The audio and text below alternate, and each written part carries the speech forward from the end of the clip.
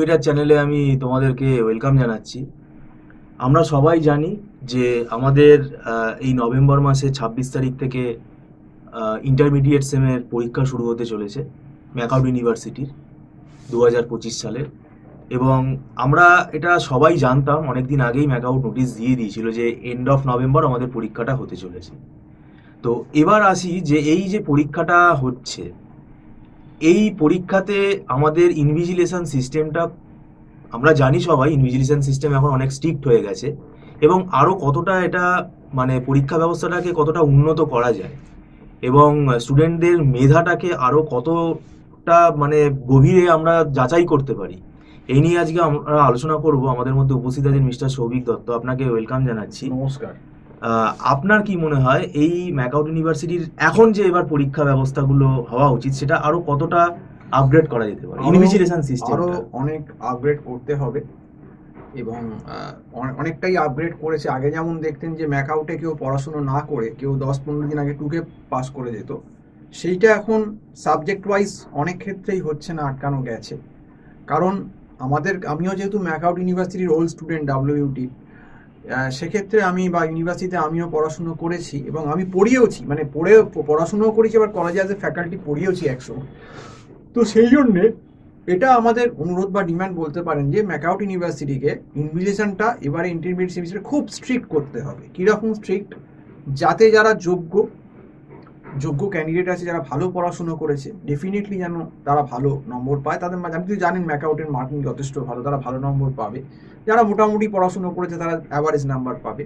আর যারা একবারেই পড়াশুনো করেনি তাদেরকে ম্যাকআউট ইউনিভার্সিটিকে আটকাতে হবে স্ট্রিক্ট ইনভিজিলেশন প্রসেসের মাধ্যমে, তারা যেন কোনো অসৎ উপায় অবলম্বন করে দেখে না লিখতে পারে। সেইটা ম্যাকআউট ইউনিভার্সিটিকে সুনিশ্চিত করতে হবে।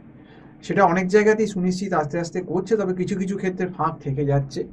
সেগুলোকে আস্তে আস্তে ম্যাকআউট ইউনিভার্সিটিকে ঠিক করতে হবে। যেটা আমি রিপোর্ট পাই স্টুডেন্টদের থেকে যে অনেক ক্ষেত্রে অনেক জায়গায় একটু লুজ হয়ে গেল, সেই জায়গাটা ঠিক করতে হবে। নইলে কিন্তু ভালো আর খারাপ এই দুটোর মধ্যে যে তফাৎ, এক্সাম নেওয়ার যেটা কারণ যে কে ভালো পড়াশুনো করেছে আর কে একদম পড়াশুনো করেনি, এই তফাৎটা কিন্তু নইলে মানে পার্থক্য করা যাবে না।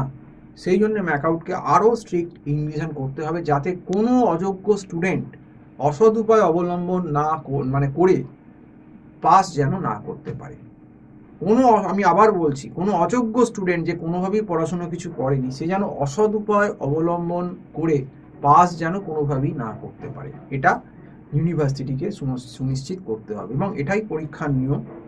যে ভালো করে পড়াশুনো করবে সে ডেফিনেটলি ভালো নম্বর পেয়ে পাস করবে, যে মোটামুটি পড়াশুনো করবে সে মাঝারি নম্বর নিয়ে পাস করবে, আর যে একবারই পড়াশুনো করবে না সে কিন্তু ফেলই করবে। অনেকে এখন বই নিয়ে বসছে, হ্যাঁ, তারা ফেলই করবে। তারা ফেল করাটাই কিন্তু এক্সামের জাস্টিস বলে আমি মনে করি। তো সেক্ষেত্রে আমার কথা শুনে হয়তো অনেকের রাগ হতে পারে, গালাগাল দিতে পারে, যেমন কমেন্ট বক্সে দেন, কিন্তু এটাই আলটিমেটাম, এটাই যার জন্যই পরীক্ষাটা নেওয়া, যে তুমি কি করেছো এই সেমিস্টারের 4 মাসে তুমি কি পড়াশোনা করেছো। অনেকেই আছে দেখবেন ডে 1 থেকে ফাঁকিবাজি করেছে, এখনও এই ডে লাস্ট অব্দিও কিছু করেনি। এখন নোটিশটা দেখার পর তাদের মাথায় বাজ পড়েছে। এখন আমরা এই পরীক্ষা সংক্রান্ত ভিডিও দিলে, সত্যি কথাগুলো বললে যে এক্সাম তো ঠিক সময় হচ্ছে, ম্যাকআউট তো আগেই বলে দিয়েছিল এক্সাম হবে, তখন তাদের মাথায় বাজ পড়ছে, গালাগাল দিচ্ছে। আপনি জেনে রাখবেন এই বেশিরভাগ স্টুডেন্টই হচ্ছে সেই ক্যাটাগরির মধ্যে পড়ে যারা কিন্তু কোনো রকম কোনো এতদিন পড়াশুনো করেনি। এবং আমাদের ভিডিওতে আপনি যদি কেউ আমার চ্যানেল খেয়াল করেন, যা আমাদের ভিডিওগুলো দেখেন, দেখবেন বহুবার ধরে আমরা বহু সতর্কবার্তা করেছিলাম যে সেমিস্টার শুরু হওয়ার সময় প্রথম থেকে পড়ো, নিজেরা পড়ো। দেখো, একটা ইউনিভার্সিটির সব কিছু কখনো ঠিক হতে পারে না। কোনো ইউনিভার্সিটিরই কেউ তোমাকে সোনার চামচে করে সব পড়া গিলিয়ে দেবে, এটা কখনো হয় না। নিজেকেও পড়াশোনা করতে হয়। আজকে একটি ছেলে, বহু পুরনো সাবস্ক্রাইবার, সে আমার সঙ্গে মানে দ্বিমত আমাদের সঙ্গে আছে, অনেকবার অনেক কথা বলেছে, কিন্তু এটাও সে দেখলাম কমেন্টে স্বীকার করেছে যে না, যে ম্যাকআউট ইউনিভার্সিটির ফল্ট আছে মানছি, কিন্তু যদি অন্তত প্রথম থেকে 3-4 ঘন্টা 5 ঘন্টাও পড়া যায় নিজে, তাহলে ভালো সিজিপিএ ভালো নম্বর পাওয়া যায়। এটা কিন্তু সত্যি ম্যাকআউটে।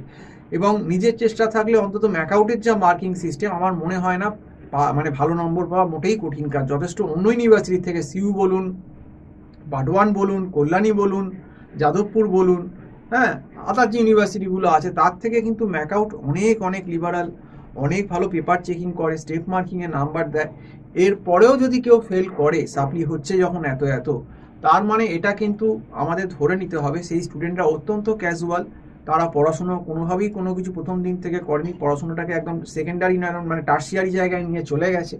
তো সেক্ষেত্রে কারোরই কিছু করার নেই, এইরকম স্টুডেন্টের তো দেখুন পাস করা উচিত না, মানে খারাপ লাগলে, আমরা যদিও চাই না যে কোনো স্টুডেন্ট ফেল করুক, এটা আমাদের কখনোই কাম্য না, স্টুডেন্টের কেরিয়ার নষ্ট, কিন্তু কেউ যদি একদমই কিছু পড়াশুনো না করে তো সেক্ষেত্রে তার তো পাস করা সত্যিই উচিত না, কারণ সে কিছু জানেই না জিনিসটা।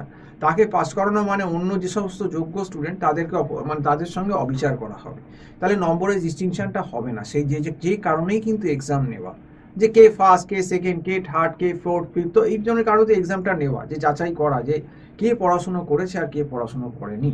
তো সেক্ষেত্রে ম্যাকআউট ইউনিভার্সিটিকে আমাদের এলিভেটেড এডুকেশনের তরফ থেকে, যেহেতু আমি প্রাক্তন স্টুডেন্ট এবং আগেও ম্যাকআউটের আন্ডারে পড়িয়েছি কলেজে, এটাই রিকোয়েস্ট আমাদের যে আপনারা ইনভিজিলেশন প্রসেসটা আরও মডিফাই করুন, আরও স্ট্রিক্ট করুন, এবং দেখুন যাতে পরীক্ষা ব্যবস্থা একদম যেভাবে হওয়া উচিত ঠিক সেইভাবে স্ট্রিক্ট টু স্ট্রিক্ট হয়, গার্ডিং ঠিক হয়, অনলাইন ইনভিজিলেশন ঠিক হয়। কোনো জায়গায় যদি অসৎ উপায় দেখেন যে অবলম্বন করছে, সঙ্গে সঙ্গে যেন সেটা ক্যামেরা তাকে ধরে নিতে পারে এবং রেকটিফাই করতে পারে, এবং সেই অনুযায়ী যা নিয়ম আছে সেই অনুযায়ী যে এই নিয়ম ভঙ্গের কাজ করছেন বা অসৎ উপায় অবলম্বন করছেন যে ছাত্র বা ছাত্রীটি, তার এগেনস্টে ম্যাকআউটকে স্টেপ নিতে হবে। এবং এই স্টেপ যদি নেওয়া হয় তবেই কিন্তু এই স্টুডেন্ট যারা পড়াশুনো করে না, অমনোযোগী, তারা তখন কিন্তু ভয় পাবে, তারা বুঝতে পারবে যে আমি যদি না পড়ি আমি এখান থেকে পাস করে বেরোতে পারবো না, তখনই তারা কিন্তু পড়বে। দুটো ধরনের ক্যাটাগরি স্টুডেন্ট থাকে, এক হচ্ছে নিজেদের ব্যাপারটা সিনসিয়ারলি বোঝে, আরেকটা ক্যাটাগরি স্টুডেন্ট হচ্ছে যারা নিজেদের ব্যাপারটা বোঝে না। তো এই স্টুডেন্টদেরকে এইভাবেই ঠেকে বোঝাতে হবে, এছাড়া অন্য কোনো পথ নেই। আর সাপ্লি হলে জানেন, বেশি যদি সাপ্লি হয়ে যায় প্রত্যেকটা সেমে ড্রপ আউট হয়ে যাবে, কোর্স কমপ্লিট হবে না। দেখুন, এটা আপনাকে বোঝাতে হবে, আপনি যখন একটা হাই ভ্যালু কোর্স করতে আসছেন, বিটেক, বিবিএ, বিসিএ, এমবিএ, এগুলো কিন্তু একটা কোর্সের দাম আছে, এর ডিগ্রি পেতে গেলে আপনাকে পড়াশুনোর দাম দিতে হবে, পড়াশুনোর দাম দিলে তবেই ডিগ্রিটা পাওয়া যাবে। এই ডিগ্রিটা কোনো ছেলে খেলা নয় যে আপনি 10-15 দিন আগে পড়ে পাস করে যাবেন, এটা হওয়া উচিত না। 10-15 দিন পড়ে হয়তো কিছু সাবজেক্টে পাস করা যায়, কিন্তু একটু টেরা কোশ্চেন হয়ে গেল কোনো পেপারে, সেখানে কিন্তু সে প্রবলেমে পড়ে যাবে, যদি কিন্তু এক্সামিনেশনের ইনভিজিলেশন প্রসেসটা কিন্তু ঠিকঠাক থাকে। তো আজকে এটাই আমাদের বার্তা, যে ম্যাকআউটকে আমরা আবার বলবো, ম্যাকআউট ইউনিভার্সিটিকে যারা আছেন, যে অবশ্যই আপনাদের যে ইনভিজিলেশন প্রসেসটা আছে অবশ্যই অনেক বেশি ইমপ্রুভমেন্ট হয়েছে বিগত কয়েক বছরে, তবে আশা করছি এবছর আরও ইমপ্রুভমেন্ট হবে। এবং পার্টিকুলারলি আমরাও চিঠি দিয়ে কতগুলো জায়গা, আমি নিজে ব্যক্তিগতভাবে মনে করছি যে আমরা চিঠি দেবো, এবং কিছু কলেজে হয়তো আমরা ভিজিট করে বলবো, এবং যেভাবে যাতে ইনভিজিলেশন প্রসেসটা কিন্তু ঠিকমতো করা যায়। তো আজকে এই অবধি বলেই শেষ করছি। সম্পূর্ণ ভিডিওটা দেখার জন্য অসংখ্য ধন্যবাদ। নমস্কার।